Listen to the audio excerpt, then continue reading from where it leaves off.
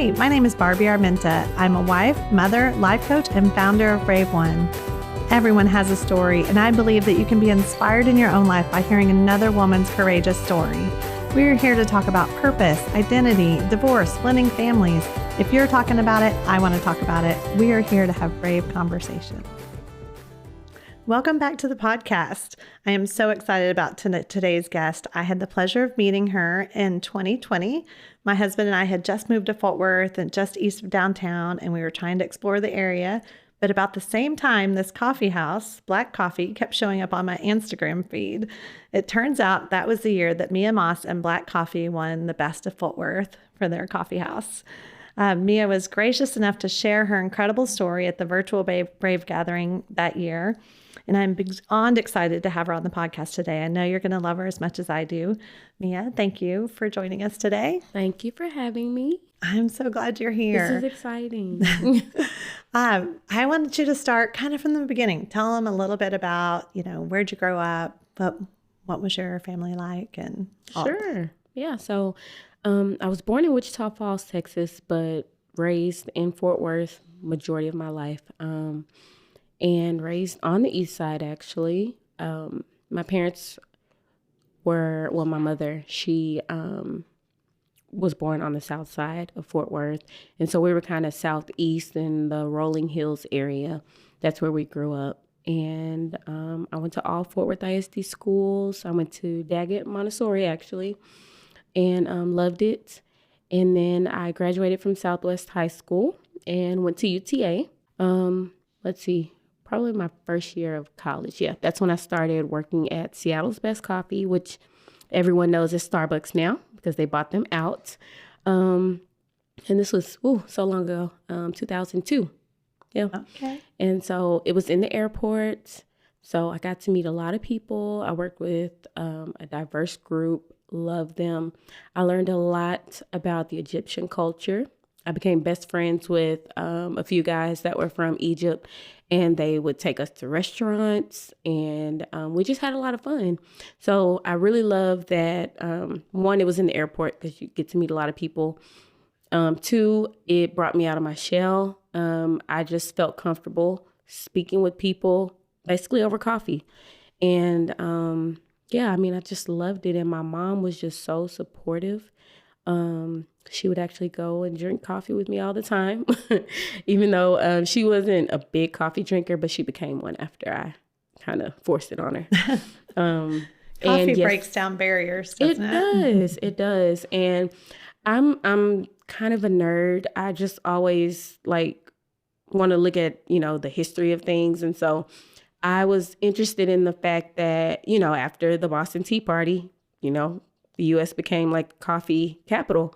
And that was just so interesting to me. So I kind of would do research on my own about different coffees and, realize that, in this side of the world, coffee from Brazil and Colombia is just really big. So we love our chocolate. So we love coffee that has that rich chocolate flavor.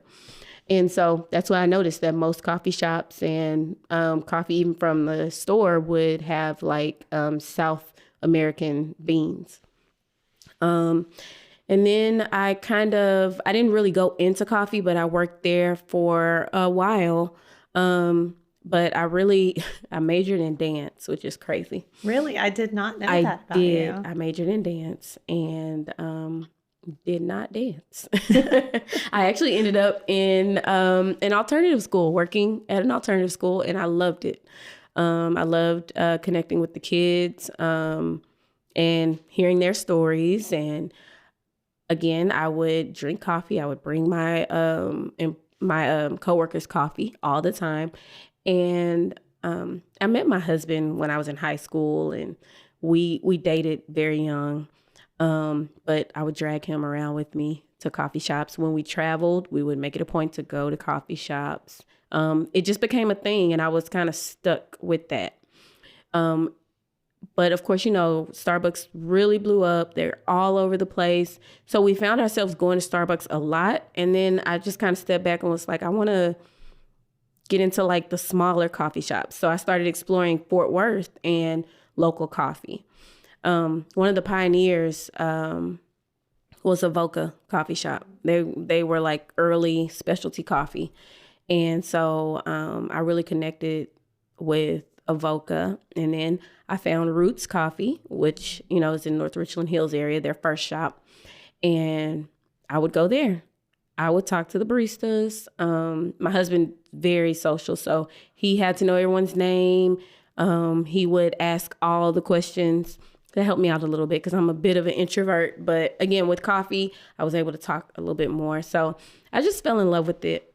The only problem I had was we would have to get on the highway to go to a local coffee shop, and I didn't like that. And one day I was just talking to one of my friends, and I was just like, hey, we need a coffee shop on this side of town. And he was like, okay, open one. I was like, okay. And I kind of just ran with that. So I want to hear a little bit. I love that story, first of all. And it's funny because I can remember my sons were very into coffee. And I remember when they found Avoca and Roots. And, oh, yeah. But we were always going to have coffee. And my husband was always like, why so much coffee? And I said, because we get to have conversation. Mm-hmm.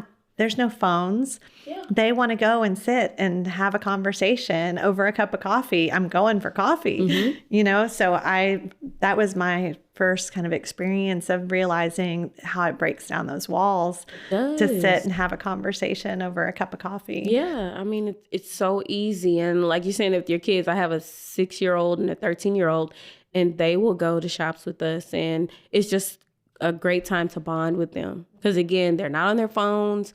We're kind of just sitting. It's a calm environment, and they're willing to talk. Yep. And give us attention that we wouldn't normally get.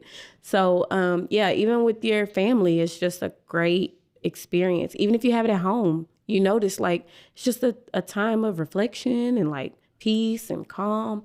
I don't know. It just feels great. I love it. Well, tell me a little bit about your heart for the East Side, because I know it was very specific for you that's where you wanted your shop to be located. Yes, definitely. I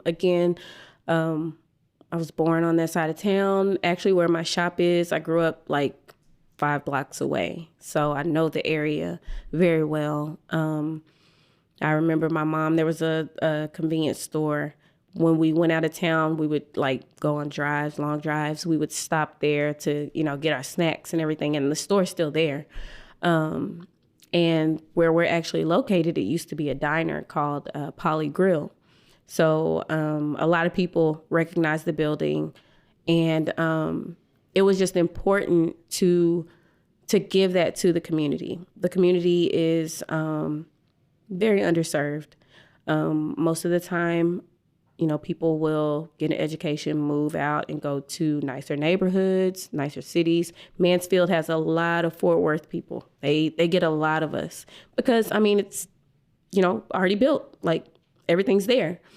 And so my husband, Frank Moss, he really lit the fire in me to invest in the community because him and all of his friends from elementary, middle school, high school, they went to college together. They all came back and they started a nonprofit called Community Frontline to assist people in that area with whatever they needed. And they made it a point, they're all entrepreneurs, they made it a point to place their businesses in the area also. And right before they did that, I was able to find that building. I just started looking for different buildings. And one of our friends, he was like, okay, well, I'm going to talk to a guy, Mr. Howard, who is from the East Side. He owns a lot of properties, and he was just like, I'll show you some places. And he was like, well, I have a building. It's not on the market, but I can show it to you. And when we drove up, I'm like, I know this building. I know this place. And it kind of just fell in our lap. He was like, I would be more than happy for you to purchase it if this is what you would like. And so I have friends that have invested in that property just so we could have that on the East Side. And I look at it as a kind of a staple for people in the community to see that whatever they want to do, they can do it right where they are. You don't have to go out of the community. The community needs all the things. So if you desire to do nails, like You can have a nail shop right here. You have so many people that will come to you because they don't have to drive across town. And so I made it a point to let the community know, like, hey, come here, meet people here, talk here. We need school supplies for the elementary schools down the street. Let's start a drive here. Oh, we need coats and things for the homeless. Let's start a drive here. And so I've opened the doors to whatever the community needs. That's so good. It's such a perfect spot and perfect building. I cannot believe that is what a blessing to get very much that so. location. Yes, absolutely. So I'm curious, what role, if any, does faith play? I'm a believer. I don't even think believer is the right word. You know how like there's just something like you can't figure out the words. I'm a believer, but it's just God has always taken care of me. And that was something that my mom, always reminded me that, she was a single mom, but she was amazing because she worked super hard, but she was always at every event that I had. She was present. And that might have meant that we went without a few things, but I had no idea that I was going without things because I was well taken care of. But she would always remind me of, we're able to do these things because God takes care of us. Mm-hmm. God makes sure we have whatever we need. And that's always stuck with me. And it's been true. Like I have had so many different connections and it's all been, God led. I'm an introvert. So in my nature, I close off to people. But God has always had people reach out to me, grab my hand, and help me get to where I need to go. With my friends saying, like, you open a coffee shop. That was never my dream. My dream was to, just help other people, assist other people in what they want to do. I always saw myself as a helper. So I was like, yeah, I have friends that had businesses. What do you need me to do? I'll help you. But God was like, yeah, here you go. Like, you're going to do this, and this is going to help people. That's what I was hearing. I was like, now he just enabled you to help people like, on I'm a larger give you scale. A bigger space to do what you want to do. And so, faith is everything to me. I don't do anything without God, just in general. I'm very particular in the things that I do. I take my time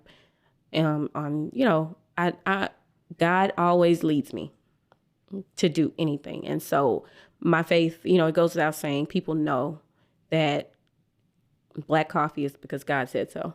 Oh, I love that. I love it.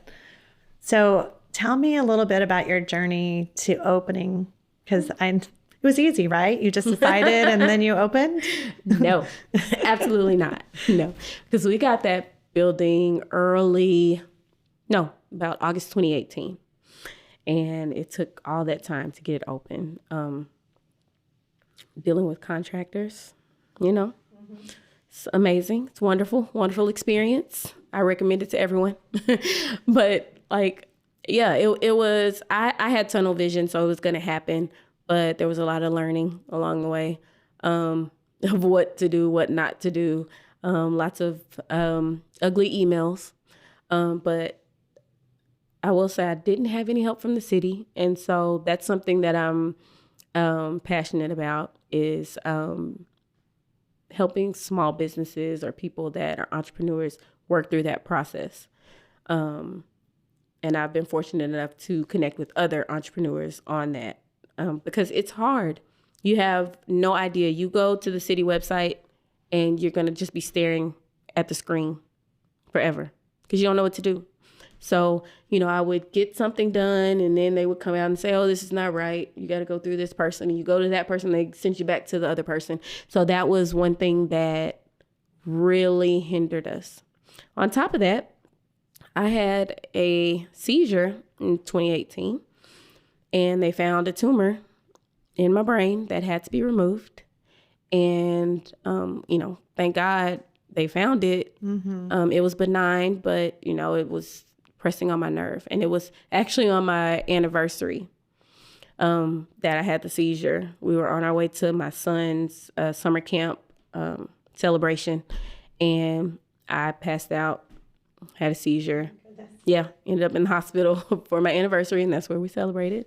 And yeah, they were able to remove it, but that, you would think that would be a setback. And yeah, I think I took maybe a month kind of off. I couldn't drive for 3 months, but You had brain surgery. You took a month off. You couldn't drive for 3 months, and you still opened. still opened and was still working on it. Like, I don't remember not working on it. That's the thing. Because it was just going to happen, you know? And again, God was leading me. God was doing it. It wasn't like I was like being disobedient or like not listening to my doctors. I was listening to everybody. I was doing what I was supposed to do. And I was also working on the coffee shop, making sure that things got done. And yeah, it was just one of those things of like, I had already made up my mind what I was going to do. And so that big thing that happened still didn't stop the process.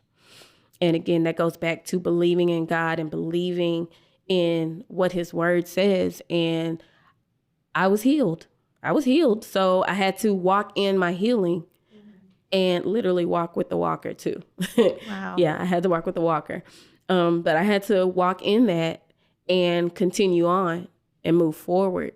And with that, you know, I'm very appreciative of that because my kids were able to see me go through that and see that I was able to continue on, and I'm here now.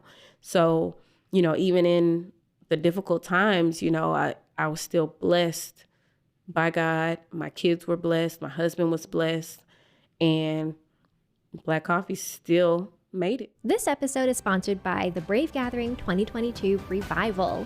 Join us at the historic Ridgely Theater coming up October 21st and 22nd. 2 days of live music, real connections, and relatable stories. Get your tickets today at braveone.net/gather. Can't wait to see you there. What a courageous story. And I love, you said your kids watched you. They can't give you any excuse for not getting homework done or something, Exactly. can they? You're like, are you kidding me? No excuses. No excuses. Oh my gosh. What a warrior that you would walk through all that and get that done. And it's not just the shop. I was in Central Market a few weeks ago and I'm walking by and I'm like, I see Black Coffee on the shelf in Central Market. I was just cheering you on in the store. So excited for you. Yeah. So tell me a little bit about that process. So you're not just a coffee shop. You do your own coffee. We do beans. Yes, we do. Whole beans. They actually reached out to me because I'm such a hard worker when it comes to social media. I'm reaching out to people. I'm collaborating with people, which is big. Collaboration is important. And they actually reached out to me. They were like, we have some space for coffee and we would love to try you out. I was like, sure. I had no idea what I was doing, but I was like, yeah, I can get it done. Mm-hmm. And they gave me enough time to fill those orders. And they were like, we will try you out in a certain amount of stores. I knew that the stores in DFW would be the best, but I was like, sure, get me out there. And took me about a month, but I was able to get in there February of this year. And I was able to travel to a couple stores. They called me out to do some demos. I went to Austin, I went to Houston, and I was able to demo the coffee. So it gave me a lot of exposure. And I love them because they're big, but they're small, you know, and they love small businesses and they champion entrepreneurs. And so it's really cool because it connects me with other entrepreneurs that might be doing something else, salsa, chips, tortillas. So like I'm doing a demo with my coffee and there's a father and son that are demoing their salsa right next to me. And it was just amazing to see that. And the fact that they reached out to me, I was like, you know, I'm just a little old coffee shop in Fort Worth. I don't know. And that doesn't happen. Do you know how many entrepreneurs are out there taking their stuff to Central Market, trying to get in, and they called you? I know. It's a blessing again. And yeah, so, you know, it's still a work in progress because marketing is a beast and I'm still trying to figure all of that out. But, you know, we're hoping that we can keep it going. And if not, we're just going to keep moving on, you know, but we're there. So please go to Central Market. Check us out. Yeah, I love it. I was so excited for you.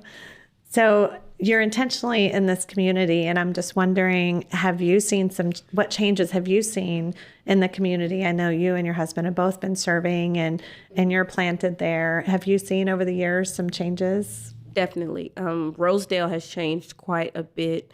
They've redone the street.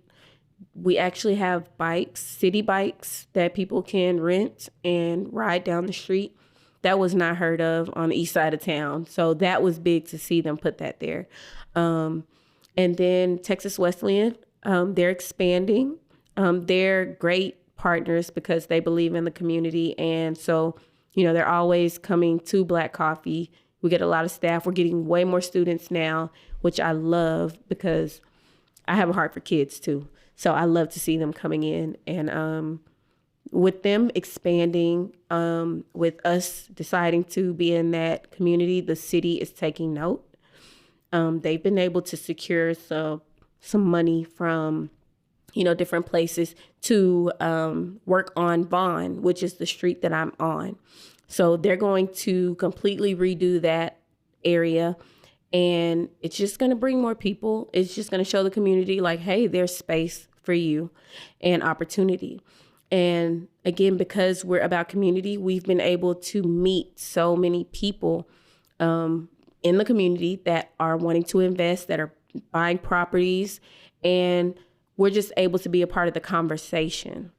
And, that's just been really, really important. But the city is taking note, which is great. That's what we want, because we want them to invest in the community. Those people pay their taxes. We want to see some of that money come back. And so, yeah, we're just trying to be at the table, every table, so we can talk about the East Side. That's so good. You're leaving a legacy in so many ways, and I love that. So what's next for you in Black Coffee? What's next? More expansion on the East Side. Yep, that's what we're working on right now. Going further towards 820 to, again, just shine light on the East Side to encourage other entrepreneurs to open their businesses. I'm working with a few other businesses, a gym, a young lady that has her own smoothie business. And we're just trying to get out there and build up the East Side. That's what we want. 820, that's a very busy highway. There's nothing there on the East Side. So we want to bring some things there, put some visibility right there where the highway is. And there are people that grew up on the East Side that have been blessed to make millions, and they are invested, and they're going to build that up. So, yeah, look for more expansion. You will see another Black Coffee. You will see some more roasting, and that's what we're working on. So are we getting a scoop? Is the next location in the works? Yeah, it is. Yep. It's a scoop because I haven't talked to anybody about it. So. Yeah. Well, you heard it first here. I love it. Well, I have a question that I'm asking all of my guests. Okay. You can answer it any way you want. It can be serious. It can be funny. Cool. But what is the bravest thing that you have ever done? Oh, the bravest thing. I'll say I ziplined in the Dominican. Nice. I don't do those things. And it was one where, like, once you got past number 5, it was like 12 of them. Once you get past 5, you can't go back. Oh, no. Yeah. So I forced myself to go to 5 and made it all the way. And that's big for me because I don't step out of my comfort zone. So that's probably like the bravest thing, I think. That is brave. That is something that I desire to do, and I have not done. It is so scary. I'm not going to lie. It sounds so scary. But I'm happy I didn't. But eventually, I actually want to skydive. No. I do.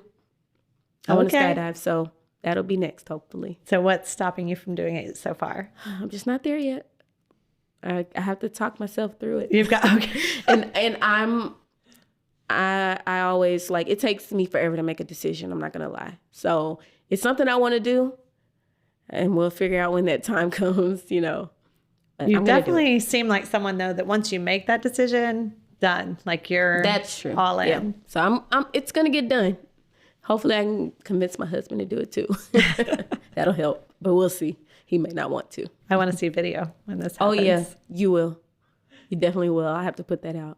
Yeah. But Also, going on a zip line was your bravest thing when you opened a business during a pandemic and after brain surgery. Oh my gosh. Let's just talk All about the courage that took. So yeah. I think you are someone that does step out of their comfort zone and does amazing, courageous things. So I'm so grateful that you shared your story today. Thank you. And I appreciate you so much. Like you allowing people to tell their story, and you pulling out the important pieces. You know, sometimes we forget, you know, all the things that we've gone through, and, you know, time passes and you just don't even think about it. So you being able to pull that out and us being able to hear like all the amazing things that people have done, it's just great. Oh, thank you. That means the world to me. And I'm just so grateful for you. And I'm definitely cheering you on. And Thank you. I will continue to be a customer for sure. Yay. I appreciate it. And support you and your community any way we can. So Thank you. Thank you so much for joining us. Absolutely. Thanks for joining me for today's conversation. If this resonated with you, please save this podcast to your playlist and share it with your friends. If there's a conversation that you want to hear, make sure and reach out at braveone.net and send a topic request. Until our next episode, remember to put your brave on.